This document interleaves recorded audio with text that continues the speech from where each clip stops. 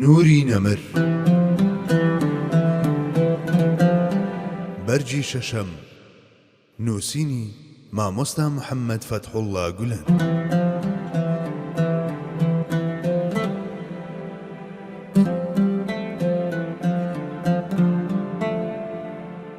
دوو ئەو یادگاریانەی کاریگەری جێدەهێڵن و بیر ناچنەوە.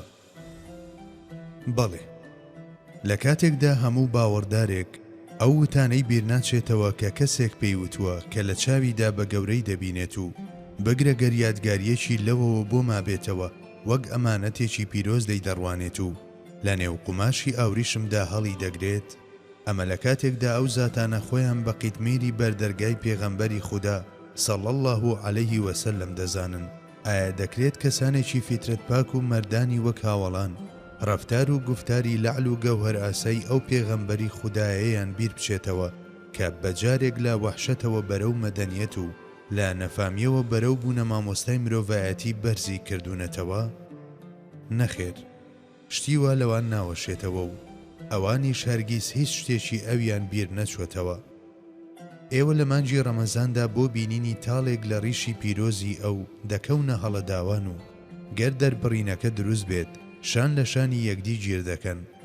ئیدی چۆن دەکرێت ئەگەری ئەوە دابنێن ئەو کەسانەی کە هێندە لە نزیکەوە ئەویان ناسیوە بێڕێزی بەرامبەر یادگاریەکانی ئەو بکەن. ئەنەز لە کاتێکدا خوفەکانی ئەوی دەنا بە سینجەوە لە ترسی ئەوەی یەکێک لە دەرگا بدات دڵی دادەکەوت. داخۆسروشتی نەبوو کە معاویەی ئەمیری باوەڕداران بۆ دەستخستنی جوبەکەی پێغەمبەری خودا صلی الله علیه وسلم کە لای کەسێک بوو ئامادە بوو بە قورسی ئەو کەسە ئاڵتونی پێ ببەخشێت. ئەوان بۆ ماوەی چەندین ساڵ تەنانەت مەتارەکەیشیان پارێزگاری لێکرد بوو. ئەمە بێجگە لە تیر و کەوان و زۆر یادگاری دیکەی تەنانەت ئەمڕۆژ لە کۆشتی تۆپقاپیدا نەش ئەو خۆشی دەبەخشێت بە چاوانمان. سوڵتان یاوز پاش ئەوەی ئەو ئەمانەتە پیرۆزانەی هێنایە کۆشکی تۆپقاپی بەرنامەیەکیشی دانا تا شەو و ڕۆژ بە بەردەوامی بەبێ دابڕان قورئانی تێدا بخوێنرێت و ئەم عادەتە جوانە تا ئەم دواییانەش بەردەوامی هەبوو. سوڵتان ئەحمەد کە فەرمانڕەوای سەرسێکی شوەر و 70 وڵات بوو بیری لەوە دەکردەوە کە خاچی جێپەی پێغەمبەری خودا صلی الله علیه وسلم وەک تاج لەسەر بنێ و دەیوت چ دەبوو گەر جێپەی پاچی تۆم وەک تاج لەسەر بنایە؟ بەڵێ کاتێک کەسانێک لە پاش چەندین سەدە بەم شێوەیە ڕێز بۆ یادگاریە پیرۆزەکانی ئەو دادەنێن داخۆ دەکرێت ئەو هاوڵە بەڕێزانەی کە لەگەڵ ئەودا ژیاون بێڕێزی بەرامبەر بکەن؟ هەرگیز. ڕوونە کە هیچ یەکێک لەو شتانەی پێیان دەڵێن یادگاری لە ژیانی باوەڕداردا ناتوانن بگەنە ئاستی بابەتێک لە بابەتەکانی سوننەت. جا لە کاتێکدا یادگاریەکانی ئەو بەم شێوەیە پارێزگاریان لێ دەکرا و بەهایان بۆ دادەنرا فەرموودە و سوننەتەکانی ئەو بە دڵنیاییەوە بە هەستیاریەکی زۆر زیاتر دەپارێزران و هەر بەو شێوەیەش بوو. ئەحمەدی کوڕی حەنبەل دەجێڕێتەوە کە جارێکیان کاتێک حەزرەتی عومەر بۆ نوێژی جومعە دەڕۆیشت لەژێر بنمیچی ماڵی حەزرەتی عەباسەوە ڕێی دەکرد. لەو کاتەدا دوو دڵۆپ خوێن لە ئاوڕێژی سەربانەکەوە داکەوتن و بەرجوبەکەی حەزرەتی عومەر کەوتن. ئەمیری باوەڕدارانیش بەمە زۆر ناڕەحەت بوو.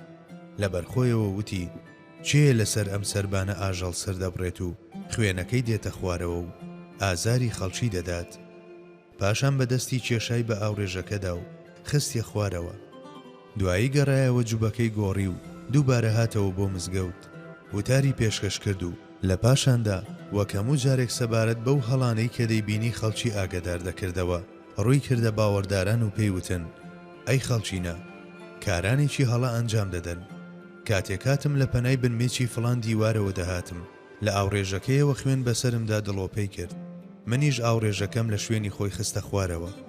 هێشتا وتەکەی حەزرەتی عومەر تەواو نەبوو. حەزرەتی عەباس هەروەک ئەوەی زەبرێکی تون بەرسەری کەوت بێت لە شوێنی خۆی ڕاست بۆ وتی ئەی عومەر تۆ چیت کردووە؟ من بە چاوی خۆم بینیم کە پێغەمبەری خودا صلی الله علیه وسلم بەدەستی خۆی ئەو ئاوڕێژەی لەوێ دادانا.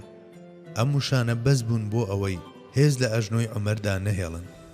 ئەو عومەرە مەزنەی کە زۆرانی لەگەڵ وشتردا دەگرت و بە زەویدا دەدان هەروەک ئەوەی بکەوێت لە مینبەر هاتە خوارەوە و سوێندی لە حەزرەتی عەباس خوارد و وتی سوێند بەخوا من سرم لە بن ئەو دیوارەدا دادەنێم و تۆش بە پێ دەچیتە سەرسەرم و ئەو ئاوڕێژە دەخەیتەوە شوێنی خۆی.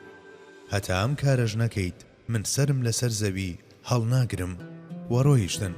خەلیفەی مەزن ئەو سەرە پیرۆزەی کە تاجی سەرسەری جیهانە لەژێر پێی حەزرەتی عەباسدا دانا و حەزرەتی عەباسیش لە نێوان دانانەوەی ئەو ئاوڕێژەی پێغەمبەری خودا داینابوو لەگەڵ پێدانان لە سەرسەری هاوڕێی نزیک و ئەمیری باوەڕداران و خەلیفەی ڕووی زەمین و وەلی گەورەی خودا حەزرەتی عومەر تێداما بوو.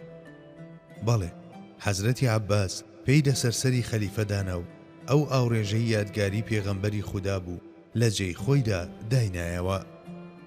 بەڵێ کۆمەڵێکی وەها هەستیار نەوەیەکی وەها هۆشیار بەرامبەر بە بچووکترین یادگاری ئەو هەرگیز ناکرێت بیر لەوە بکرێتەوە چاویان بەرامبەر فەرمودەکانی داخست بێت، چونکە فەرمودە واتە ئاین، واتە ژیان، واتە حەقیقەتی پێغەمبەرانە، بە دەربڕینی سۆفیەکان حەقیقەتی ئەحمەدیە و بۆ ئێمەش واتە پردی خۆشبەختی دنیا و دواڕۆژ.